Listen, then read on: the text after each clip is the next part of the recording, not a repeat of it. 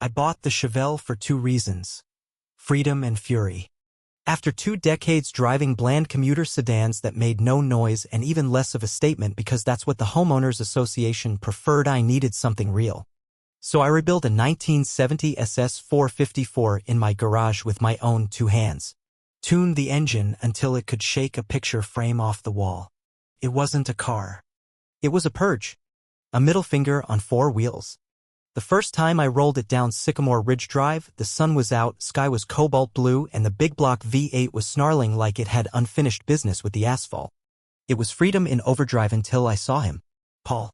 Khaki cargo shorts, white sneakers that had never touched a trail, and a stance like he was directing aircraft on a runway. He was standing at the end of his driveway with a clipboard in one hand and a garden hose in the other. I waved. He didn't. The next morning I got a letter. Violation. Noise complaint. Unauthorized vehicle activity. Paul's handwriting, I'd bet a crankshaft on it. My wife, Laura, read it aloud and arched an eyebrow. You gonna talk to him? I snorted. Sure. I'll bring cookies and a crowbar. But I tried polite first. Crossed the street like a civilized human. Paul met me halfway, his mouth puckered like he'd bitten a lemon with the rind on. That car is a problem, he said. It's scaring pets. It's shaking windows. It violates Article 8.4. What's Article 8.4? He didn't answer. That's when Nancy and Todd emerged from their homes like synchronized backup singers. Karen Choir. This is a quiet neighborhood, Nancy said, clutching a reusable coffee mug like it held court summons. Todd nodded sagely. That car changes the tone. I laughed. Let me guess. You prefer beige. They didn't laugh. That's when my grandma, God love her, opened the door behind me. 5 feet of floral print defiance and 70 years of zero tolerance. You threatening my grandson over a car? She barked. Paul flinched. We're just discussing compliance.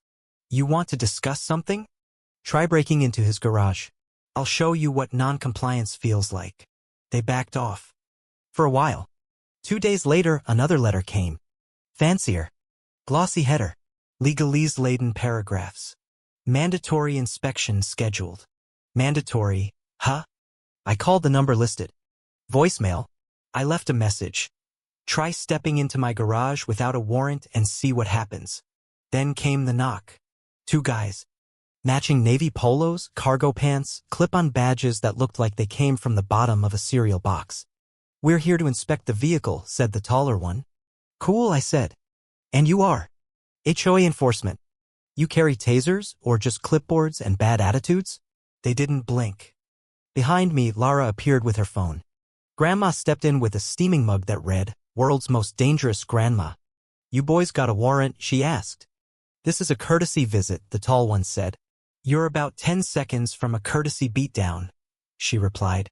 Ma'am, we're just here to enforce the... You ever serve in uniform? No, ma'am. Then don't pretend you have. Lara started recording. That did it. They turned around and left, but not before the tall one leaned in and muttered, You've been warned. That night, I scrubbed through the garage camera footage. At 2:13 a.m., one of them came back. Alone. Didn't knock. Didn't approach. Just stood there, arms behind his back, staring at the Chevelle. For 7 full minutes. Then he walked away. The next morning, the Chevelle wouldn't start. I popped the hood. Wire cut clean. Professional job. Lara gasped. Across the street, Paul was watering his lawn. He looked up and smiled. Not a friendly smile. A smug one. The kind that says, checkmate. That night, I couldn't sleep. Around 3 a.m., Lara shook me awake. There's someone outside. I crept to the back door barefoot, flashlight in hand. The cold hit me like a slap. At the end of the street, black SUV, engine idling, headlights off. I stepped into the yard. It didn't move. I raised the flashlight and aimed it at the windshield. It backed away. Slowly. No license plate. Just silence. Next morning, I called the county clerk. Gave her the name on the HOA letterhead, Sycamore Property Preservation Council. Clack clack of keys. Sir, she said, hesitating, there's no such registered HOA. You sure? Positive. No charter. No filings. Nothing on record. At best, it's a volunteer group. And at worst. She didn't answer. I hung up. Looked out the window. Paul was pretending to read a gardening magazine upside down. They're not real, I told Lara. She stared at me. Then they're running something, she said. Yeah, a scam. No, she replied. Something bigger. She was right. That afternoon, Lara opened the mailbox. Fat envelope. Hand-addressed. From Monica Thatcher, HOA president. Grandma squinted at the name. That woman's got a clipboard for a spine. I wasn't worried. Not yet. 20 minutes later, the doorbell rang. There she was. Monica. No greeting. No smile. Just a flat, clipped tone. Mr. Dawson, she said. We need to speak immediately. She wore a beige button-up, matching slacks, and sunglasses reflective enough to cook eggs on. Behind her stood the same two enforcers, now with fake tactical belts. You've received multiple violations, Monica said. We're initiating Stage 2 enforcement protocol. You made that up just now, didn't you? No, she said. This includes a perimeter walkthrough, garage inspection, external threat assessment. What the hell is external threat assessment? Your security system, lawn, vehicles, compliance score. Behind me, Grandma whispered, I'm about to start throwing hammers. Monica motioned to her muscle. Gentlemen, we'll begin at the rear. I held up a wrench. Try the back gate and you'll meet the business end of this first. We're authorized. You're not authorized to breathe near my Chevelle, much less inspect it. Refusal to comply will be noted. Excessive resistance will result in immediate escalation. I narrowed my eyes. Is that a threat? It's a procedural courtesy. That's when Grandma stepped onto the porch with a shotgun. Monica's clipboard dropped half an inch. You boys still got legs? Grandma asked.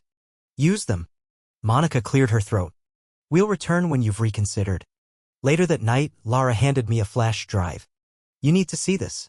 Doorbell cam footage. Monica walking house to house at dawn. Peering over fences. Pausing at our garage. She was canvassing. Stalking.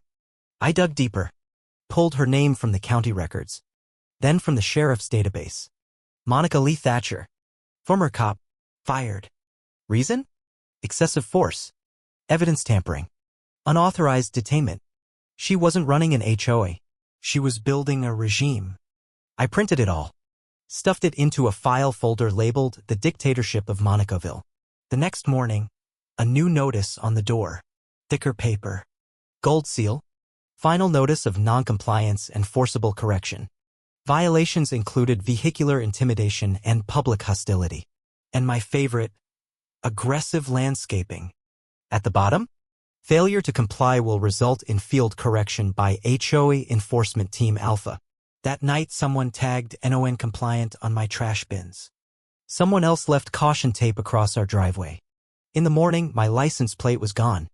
Lara's taillight? Shattered. And taped to our door. Bright orange sticker DO not remove. There was a wire under it. A tracker. They're escalating, I said. So we escalated too. Hidden security cams. Backup servers. Trip alerts on the back gate. We waited. 1:47 a.m. 2 figures. No flashlights. One by the garage. One by the mailbox. Zip ties in hand. They're prepping for a snatch, I whispered. Want me to greet them now or wait for the encore? Grandma asked. Wait. Next day, another note under the door. Inspection imminent. 3:03 p.m. sharp. Knock. There she was. Monica. Now in full tactical fantasy mode. Her enforcers wore vests, radios, fake body cams. We warned you, she said. You've obstructed harmony. You are being placed under administrative detainment. Is that a real term or something you pulled from a sci-fi novel? Proceed, she ordered. The taller one grabbed my wrist. I let him. I needed to see how far they'd go. Lara yelled, This is illegal. Step back or you'll be detained too, Monica snapped. They zip-tied my wrists. Greg, across the street, filmed it like it was a neighborhood soap opera. He brought it on himself, someone muttered. They walked me down the driveway like I was a criminal. Monica strutted behind me, clipboard swinging like a baton. I smiled, because they had no idea I had a badge of my own. They stuffed me into a black SUV. Unmarked. Tinted. You should have gone to the meeting, Monica said. They took me to the old model home at the edge of the neighborhood. The new sign outside? Sycamore Compliance Center. Inside, folding table. One light bulb. Bare carpet. Monica circled me like a prosecutor on her worst day. You've racked up 17 violations, she said. Unauthorized tech. Threatening tone. That's a lot of buzzwords for owns a car. She slammed her pen down. You think you're clever?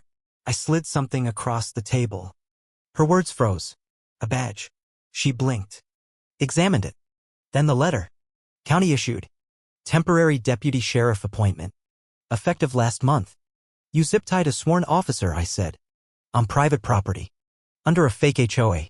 You can't bet his isn't real. I was sworn in. You're done. The door opened. 2 real deputies entered. Calm. Composed. One nodded. Sheriff. I stood.